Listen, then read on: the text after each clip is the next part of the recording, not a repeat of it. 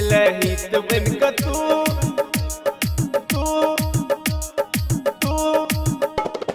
चार दिन खातिर हमर जिंदगी तबाह क देले।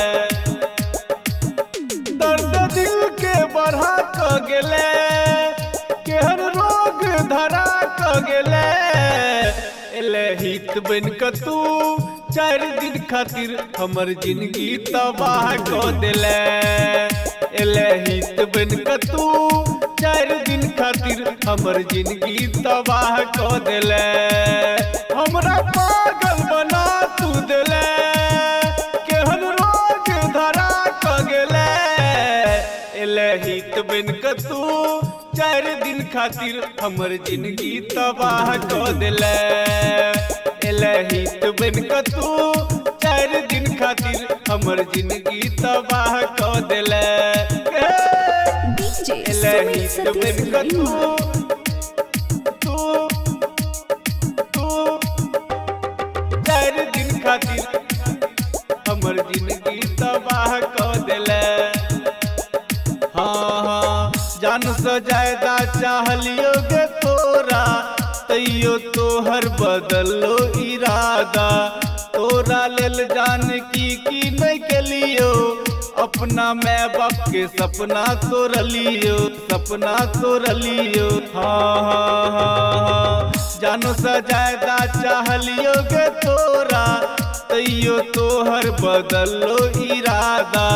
तोरा लेल जान की नहीं के लियो, अपना माय बाप के सपना तोड़लियो, सपना तोड़लियो। हनाग लगा क गेले, हमरा जिंदे जला क गेले।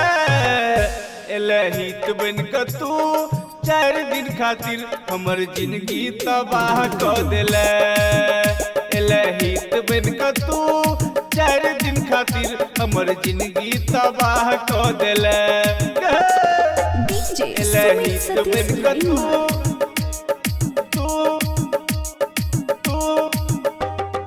चार दिन खातिर हमर जिंदगी तबाह क देले। जोगे जान तू रही है अब खुश गे, हमरा किस्मत में लिखल छो दुख गे। तोरा तो मिल गेलो सुख संसार गे, हमर जिंदगी अब भेलै पहाड़ गे, भेलै पहाड़ गे। हाँ जोगे जान तू रही है अब खुश गे, हमर किस्मत में लिखल छै दुख गे। तोरा तो मिल गेलो सुख संसार गे, विजेंद्र के जिंदगी अब भेलै पहाड़ गे, भेलै पहाड़ गे। दूसरा चल गेले, अपन वादा भूल गेले। एलहित बन क तू चार दिन खातिर हमर जिंदगी तबाह क देले। एलहित बन क तू चार दिन खातिर हमर जिंदगी तबाह क देले।